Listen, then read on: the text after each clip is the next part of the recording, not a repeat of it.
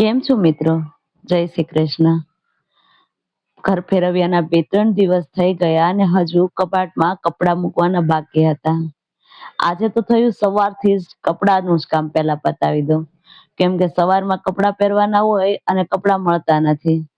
એટલે મોનિક પણ કહેતા હતા કે તું આજે કંઈ પણ કર પણ કપડાનું સેટિંગ કરી દેજે, કેમ કે એક કપડું આ ઠેલામાં હતું, એક કપડું આ ઠેલામાં હતું, બધા અલગ અલગ ઠેલામાં કપડાં નીકળતા હતા. એટલે પછી જે કપડાં પહેરવાના હોય એ કપડાં મળતા નહોતા. તો હું બેસી ગઈ કપડાની ઘડી કરવા અને બધા જ કપડાં વ્યવસ્થિત થપ્પા કરવા લાગી. મોનિકના અલગ કર્યા, મારા અલગ કર્યા, એમાં અલગ અલગ થપ્પા બનાવે લાગી. હવે પછી કપડાના થપ્પા થઈ ગયા એટલે હું કબાટમાં એક પછી એક બધા કપડાં ગોઠવવા લાગી.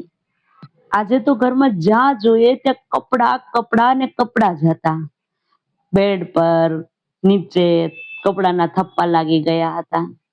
બસ હવે કબાટમાં એક પછી એક કપડાં ગોઠવી દઉં એટલે બધા કપડાં એમની વ્યવસ્થિત જગ્યાએ ગોઠવાઈ જશે.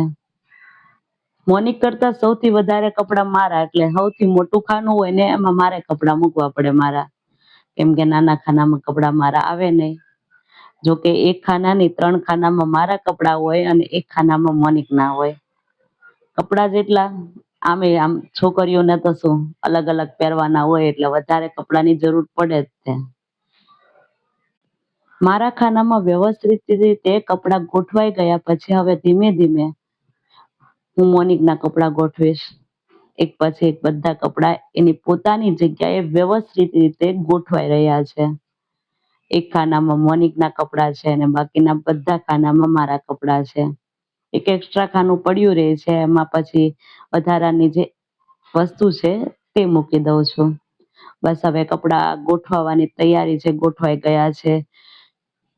કબાટમાં મસ્ત રીતે વ્યવસ્થિત કપડાં ગોઠવાઈ ગયા છે. બધા ખાના ફૂલ થઈ ગયા છે અને બહાર ડ્રેસિંગ કાચમાં પણ વ્યવસ્થિત વસ્તુ ગોઠવાઈ ગઈ છે. અહીં બેડ ઉપર પણ હજી સામાન કપડાં બધું પડ્યું છે. આ રૂમમાં પણ જેમ ફાવે એમ હજી સામાન પડ્યો છે. અને આ રસોડામાં તો હજુ એમનું એમ છે.